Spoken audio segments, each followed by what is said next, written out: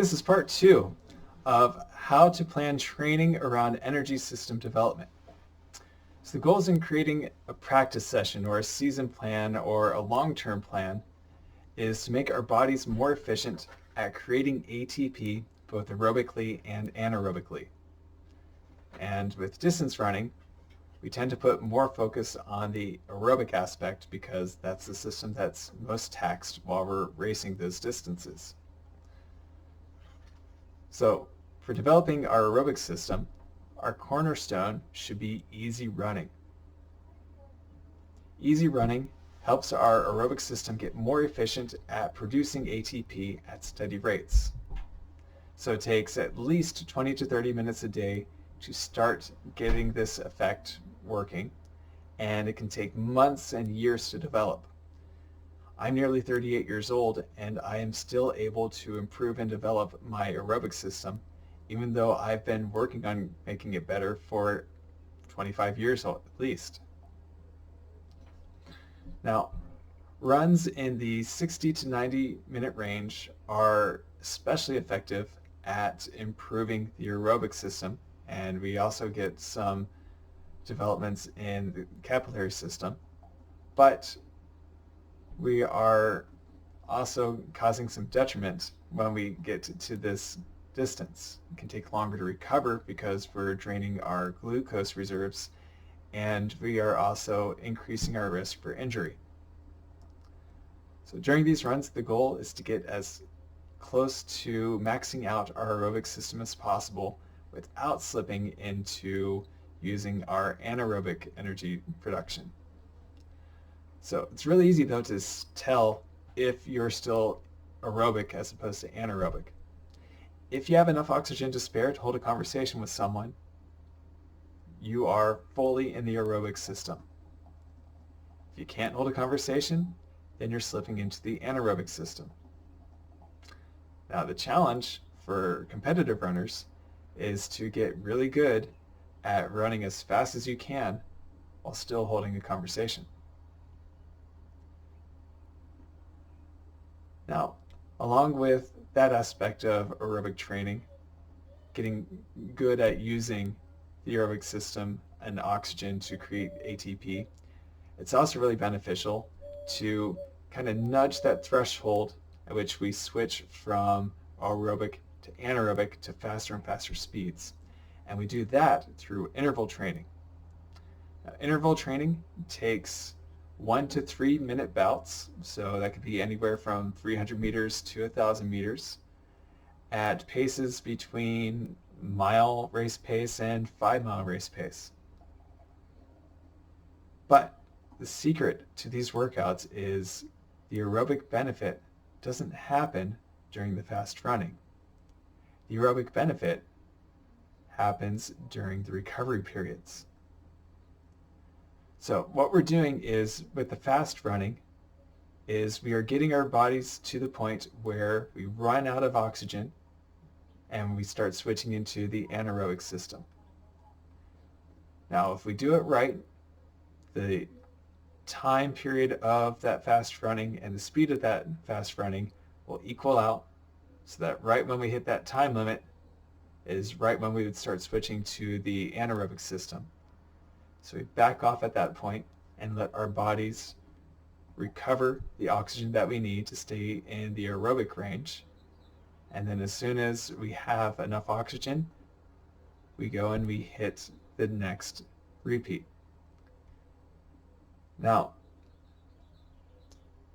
two things that we can do during these recoveries to maximize the benefit that we get is one, keep the recovery short, so 30 to 90 seconds, and two, make those recoveries active.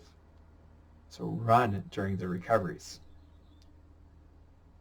Generally, the shorter the recovery, the slower we go, but the longer the recovery, the faster we go, because we don't want to get fully recovered with our oxygen systems until right at the end of our recovery.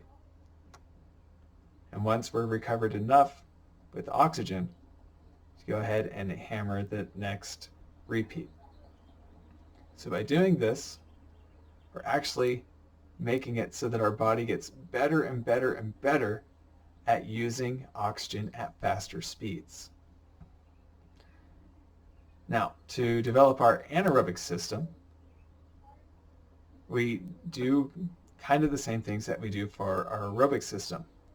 We get our body used to using the system to produce ATP, and we also get our bodies better at using that system at faster and faster speeds.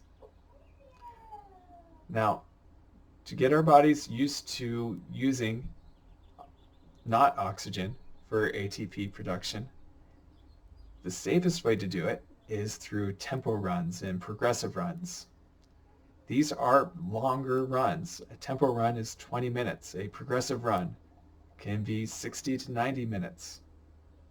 And you might think, that sounds like an aerobic workout. Well, yeah, we are using our aerobic system, but during these runs, we're going just fast enough that our aerobic system isn't keeping up with energy demands. We're going just slightly too fast for our oxygen intake to be sufficient for energy production. So by the time we get to 10 minutes into the tempo run, we're starting to use our anaerobic system just a little bit to produce energy. And by the time we get to the end of the run, we've actually spent a significant period of time using our anaerobic energy system to produce energy. Now, we have a similar test to determine if we're going fast enough during a tempo run as we had to find out if we're going slow enough in our easy run. If you can hold a conversation during a tempo run, you're not going fast enough. If you can barely get a few words out at a time, that tells us you are getting enough oxygen still, at least, for some aerobic work, but you aren't able to maintain it, so that tells us that you're using the anaerobic system to supplement it.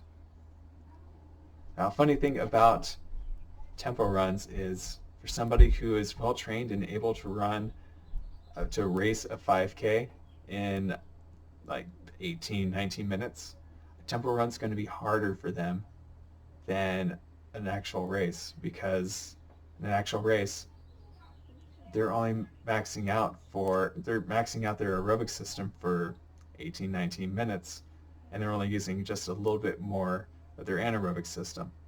So the tempo run ends up being physically and mentally harder, which can be really good for the psychological development of a runner. Finally, to get our bodies more used to having the waste products that are associated with anaerobic work, we do 200-meter repeats with short standing recoveries, about 30 seconds.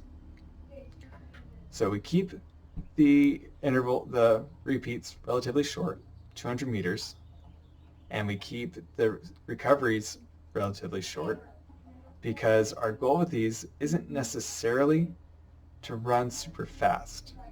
Our goals with these is to get the body used to having lots of anaerobic stress and getting the body more efficient at getting rid of the waste products that come along with anaerobic training and anaerobic racing. So that way, when we're running the 400 or the 800 and we can feel the seizing starting, our bodies know what to do and they're able to continue pushing through. So if we have a 200-meter repeat session where we do sets of 4, so 4 hard 200s with 30-second standing recovery in between each one, then by the end of the 4th one, we're going to have a lot of waste in our bodies. Now the good news is this waste breaks down relatively quickly. And interestingly enough, one of the byproducts of that waste breaking down is lactate. And lactate is a carbohydrate that the body can use as an aerobic energy source. So if we want to, we can actually sneak in some aerobic training in the middle of anaerobic training and use that that byproduct of lactate. So we could do, let's say, 5 200s at our 10K pace between each session of the 200s at 400 or 800 meter race pace. And that way we can get both a really good anaerobic workout and a really good aerobic workout done at the same time. Okay. Now we do want to minimize the amount of work that we do at these faster speeds, because even though we are developing good necessary systems, we are also running a far greater risk of injury. The faster you go, the more likely you are to pull a muscle, tear a muscle, or injure some joints. So the body does require a certain amount of recovery in terms of days between each of these anaerobic bouts before we go after the next one. Okay, so that's it for this part of the videos. Next video, I'm going to talk about how to put it all together and create not just a season plan, but also plan for long-term development over years. See you next time.